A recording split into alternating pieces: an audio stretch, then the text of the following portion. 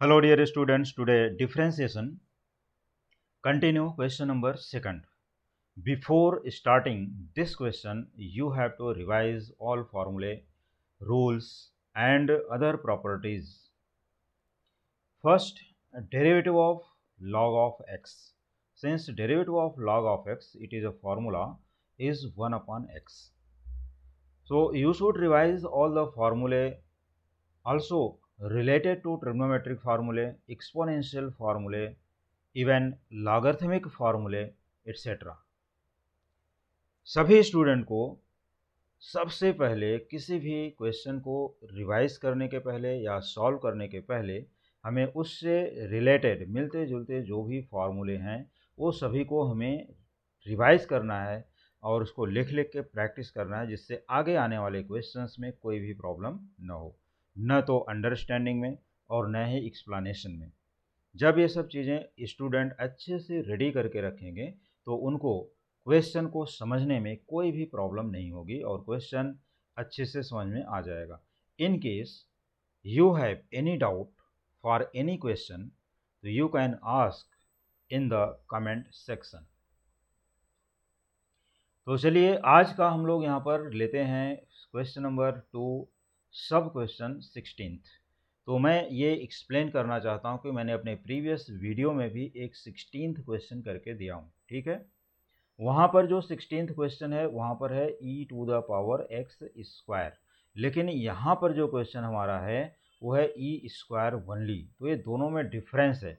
Means जो previous question है उसको हम लोग एक्स्ट्रा क्वेश्चन अज्यूम कर सकते हैं, but that question is most important also. और ये क्वेश्चन भी इम्पॉर्टेंट है और इसमें भी कॉम्पिटिटिव एग्जाम में आ सकता है। तो इस क्वेश्चन में भी ऐसा कुछ है खास जो इस क्वेश्चन को अलग से सॉल्व करना जरूरी है। तो ये जो हमारा क्वेश्चन है y equal to log of log x to the base e²।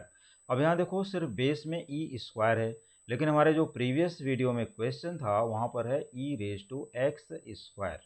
तो ये दोनों में डिफरेंस है, दोनों में बहुत ही ज़्यादा डिफरेंस है और उसमें डिफ्रेंसिएशन की जो फार्मूला भी अप्लाई की गई उसमें भी डिफरेंसेस है। तो सबसे पहले हम लोग क्या करते हैं कि जब ये क्वेश्चन हमारा क्या है y equal to log of log x to the base e², sometimes student क्या करते हैं जल्दीबाजी में यहाँ पर लिख देंगे कि differentiating with respect to x on both sides. तो इसको हम लोग डायरेक्टली डिफ्रेंशिएट नहीं कर सकते because it's base is e²। जिसमें भी हम लोग डायरेक्टली डिफ्रेंशिएट करते हैं उसका बेस वहाँ पर दिया नहीं होता। जैसे derivative of log of x, base वहाँ पर गिवन नहीं होता बट उसका बेस होता है ई। क्लियर? तो उसका बेस ई होता है, स्मॉल ई। तो वहाँ पर हम लोग उसको डायरेक्टली डिफ्रेंशिएट कर सकते हैं, लेकिन यहाँ पर है e², तो इसको हम लोग डायरेक्टली डिफ्रेंशिएट नहीं कर सकते। और जो इसके just previous video, just previous उस वीडियो में भी जो मैंने क्वेश्चन बताया वहाँ पर बेस में था e⁻x², तो उसको तो और भी नहीं कर सकते क्योंकि वहाँ पर वेरिएबल भी आ गया था, उसको किसी भी स्थिति में नहीं कर सकते। तो ये रीज़न होता है कि हम लोग यहाँ पर इसको सबसे पहले क्या करें, by change of base rule. तो by change of base rule मैं ये बच्चों को बोलूँगा कि जिस किसी भी स्टूडेंट को, हमारे किसी भी डियर स्टूडेंट को अगर ये मालूम नहीं है कि चेंज ऑफ बेस रूल का फार्मूला क्या है, क्योंकि देखो इसके पहले 2 इयर्स ऑलरेडी लॉकडाउन में गुजारे हो, तो वहाँ पर कुछ फार्मूले पढ़ाई किए हो, कुछ नहीं किए हो, ऑनलाइन एग्ज़ाम हो गए हैं, सभी स्टूडेंट की हालत एक जैसी है। हाँ, कुछ लोगों ने मेहनत किया है, ऑनलाइन ज्वाइन करके उन्होंने बहुत से डाउट्स क्लियर किए, तो वो स्टूडेंट की बातें अलग हैं। लेकिन जो लोगों ने फार्मूला नहीं पढ़ा है, अपने डाउट्स को क्लियर नहीं किए अभी तक, लॉगरिथमिक फार्मूला नहीं मालूम है, एक्सपोनेंट्स के फार्मूले नहीं मालूम है, इवन उनको शॉर्ट्स, रेशनल नंबर्स या अदर चीज़ें भी नहीं मालूम हैं, तो उनको डिफ्रेंसिएशन की फार्मूला काफ़ी हेक्टिक होगी, डिफ़िकल्ट लगेगा। लेकिन जो लोगों ने पढ़ाई किया उनको कोई प्रॉब्लम नहीं है, जो लोगों ने डाउट क्लियर कर लिया था, पूछा था, उनको कोई भी प्रॉब्लम नहीं है। तो ऐसी स्थिति में बच्चे क्या करें?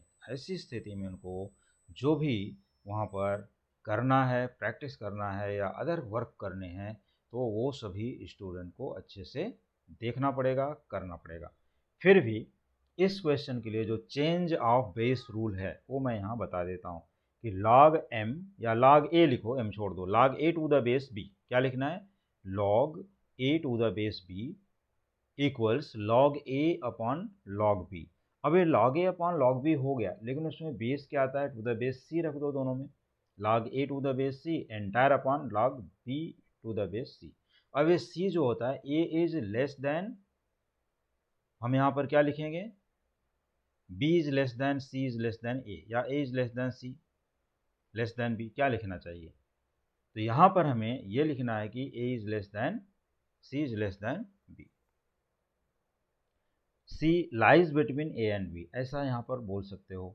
तो हम लोग यहाँ पर कंडीशन जो अप्लाई करेंगे उसको देखते हैं कि जो भी यहाँ पर हमारा चेंज ऑफ बेस रूल है, यहाँ पर बेस शो करने की ज़रूरत नहीं है, लेकिन जैसे हम लोगों ने यहाँ पर change of base rule apply किया, ये देखो by change of base rule we get log of log x upon log e square by change of base rule, this is the value of y, और you can say this is the new value of y। तो old value क्या है, old value is this log of log x to the base e square, therefore y equal to log of log x entire upon log e square equal to log of log x, देखो log of log x entire upon 2 log e, but why it is 2 log e, because log m to the power n, ये किस type का है, log m raised to n is n into log m, formula क्या बनेगा, n into log m, तो यहाँ पर हो गया 2 log e।